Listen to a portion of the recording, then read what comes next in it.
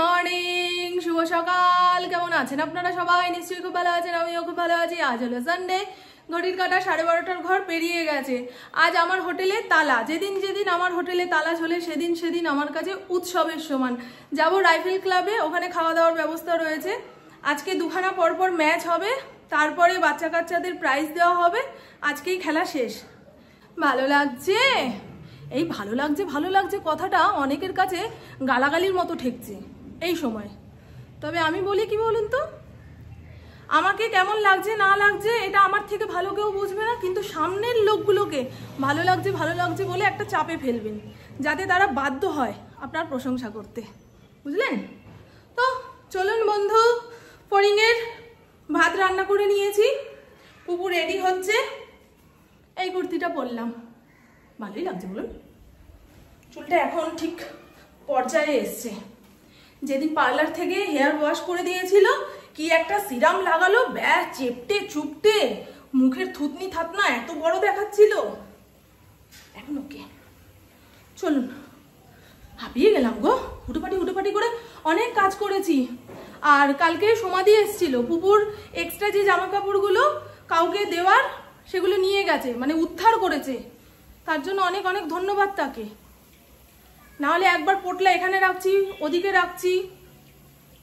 তা কালকে রাতে ওকে বলেছিলাম যে আজ সকালবেলায় আমাদের এখানে যে পশু মার্কেটটা বসে সেখানে ঢু মেরে আসবো। এই 3 থাকের র্যাকটাতে একখানা ইনডোর প্লান্ট বসাতে হবে, নাহলে দেখতে ভালো লাগছে না। গরমকালে দেখবেন চতুর্দিকে গাছপালা দিয়ে সাজিয়ে রাখলে চোখের শান্তি। কিন্তু উঠতেই তো পারলাম না। 8:30টার সময় ফোন করেছিল, আমি বললাম না গো, আমি এখনো ঘুমাচ্ছি। আর 9টা 9:30টার পরে যাওয়া মানে গরম রোদ, অস্থির লাগবে।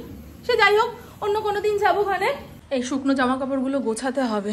ইন্দ্র একটু আগে ফোন করেছিল, ক্লাবের যে জার্সিটা সেটা নাকি এইখানে রেখেছি।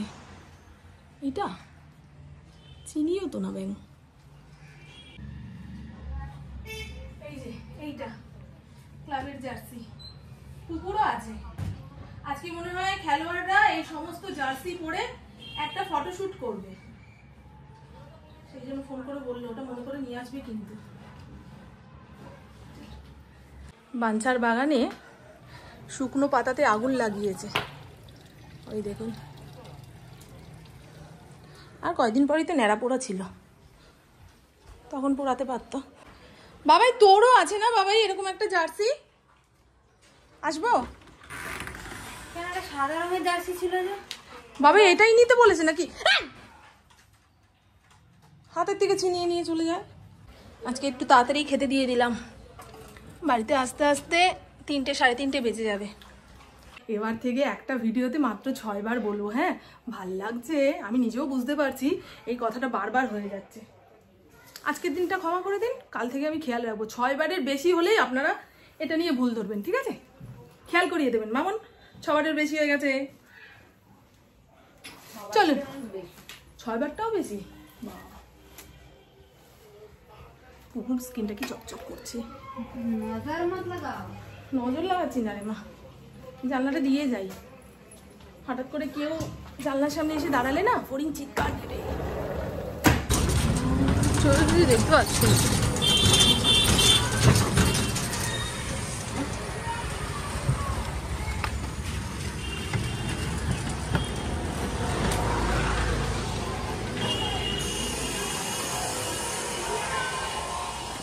হাতে প্লাস্টিকটা ঝুলিয়ে আসলাম, নিজেকে যেন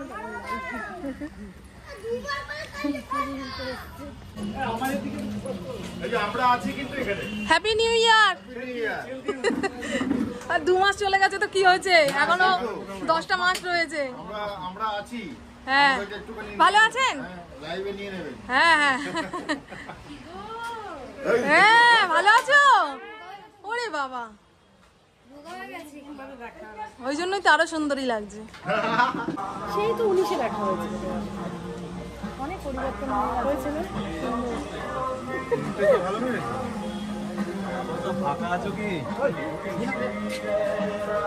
এই তো এতগুলো বাচ্চার মধ্যে পুপু কোথায় খুঁজে বের করবেন?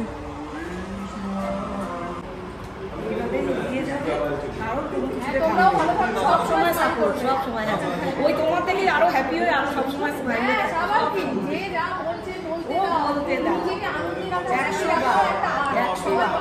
আমরা বরং আমি তোমার থেকে শিখি আমার থেকে আমি আরো 10 জনকে শেখাতে চাই। এই যে আমি এখানে ও খুব ব্যস্ত।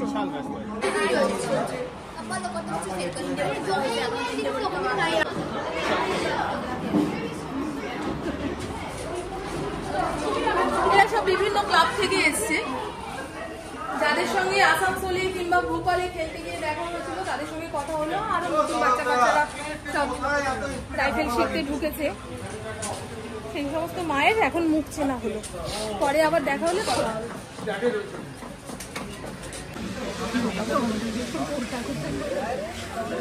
টমেটোগুলো গলেনি। আমার বাবা বলে 312 মেরেছে। আচ্ছা 312 দেখি দাও পাচ্ছি 12 না 34 দেখলাম তো। আমার একটা বড় এটা আমার গায়ে। আচ্ছা নে, তুই যা পড়বি তাই তোর গায়ে বড় হবে। বুঝে নে পড়ে। ইন করে পড়ে না।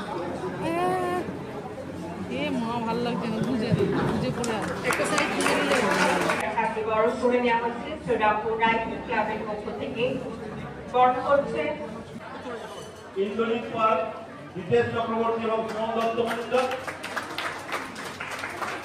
ব্রোঞ্জ পেয়েছে নর্থ ক্যালকাটা রাইফেল ক্লাবের প্রতীক সরকার, অর্পণ রায়, অর্পণ কুমার রায়, অর্পণ প্রদীপ চৌধুরী।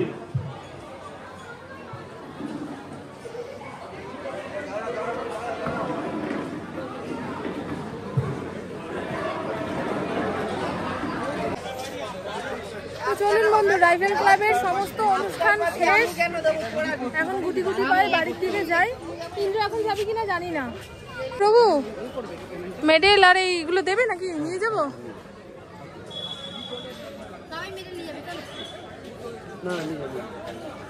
দিন।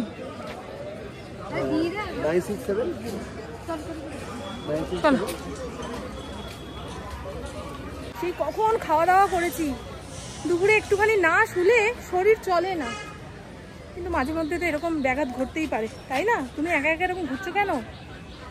হ্যাঁ, ফটোগ্রাফার দাদারা কতবার ওকে সরতে বললো। হ্যাঁ, ও গুড়গুড় গুড়গুড় করেই যাচ্ছে। মা কোথায়? হ্যাঁ দেখো, হয়েছে দেখা, বুঝতে পারলে কিছু? টাটা। গুড ইভিনিং, এখন সময় রাত্রির 9টা। ইন্দ্র এখনো বাড়িতে আসেনি, ভেবেছিলাম ও আসলে জিজ্ঞাসা করে ভাত বসাবো। আর 3-4 দিনের অনুষ্ঠান তো আজকে শেষ হলো, সমস্ত কিছু গুটিয়ে গাটিয়ে আসতে আরও আধা ঘন্টা 1 ঘন্টা সময় লেগে যাবে, কিন্তু আমি অপেক্ষা করলে চলবে না, মেয়েটার খিদা পেয়ে যাবে। সন্ধেবেলায় চা পুপু বানিয়েছে। আর জানেন, কালকে যে সমাধি জামা কাপড় নিতে এসেছিল তা কতগুলো ব্যাগও দিয়েছি, ওই যে সমস্ত বাচ্চাগুলোর প্রয়োজন তাদের দেবে বলে। তা ব্যাগগুলো ঘাটতে গিয়ে দেখি ওর মধ্যে 4খানা 500 টাকার নোট। একেই বলে লটারি। কবে রেখে দিয়েছি ব্যাগগুলো বাঙ্কে তুলে, কালকে ঘাটতে গিয়ে টাকাগুলো পেলাম। অন্যের টাকা পাওয়ার আশা করি না, কিন্তু নিজের টাকা অনেকদিন পরে খুঁজে পেলে মনে হয় ওটাই লটারি। আর সেই 2000 টাকা দিয়ে ফড়িংয়ের জন্য একখানা শ্যাম্পু কিনবো, অর্ডার দিয়ে দিয়েছি, আর একখানা আমার জন্য হেড ম্যাসাজার কিনবো, অর্ডার দিয়ে দিয়েছি। বুঝতে পারলেন তো? চলুন এবারে ভাত, ডাল, আলু সিদ্ধ চাপিয়ে দিই, রাইস কুকারেই চাপাবো। ফড়িংয়ের তো ভাত আছে, আর সকালে যে বাসন কোসনগুলো মেজে দিয়ে গেছে সেগুলোও গুছিয়ে রাখতে হবে। কাল সোমবার, আবার সেই নিয়ম মতো সংসারের সমস্ত কাজকর্ম করো, সমস্ত কাজকর্ম করো। আমাদের ইন্দ্র ব্রোঞ্জ মেডেল পেয়েছে, আর ক্লাবের কর্মকর্তা হিসাবে এই মেমেন্টোটা পেয়েছে। পুকুর এবছরে আর হলো না, কারণ প্র্যাকটিস নেই তো। 3 বছর যাবৎ কোনো রকম প্র্যাকটিস নেই। ও যে অতক্ষণ যাবৎ রাইফেল ধরে দাঁড়িয়েছিল, এর জন্য ওকে ধন্যবাদ। এবার থেকে প্র্যাকটিস করবে, সেরকমই তো বললো।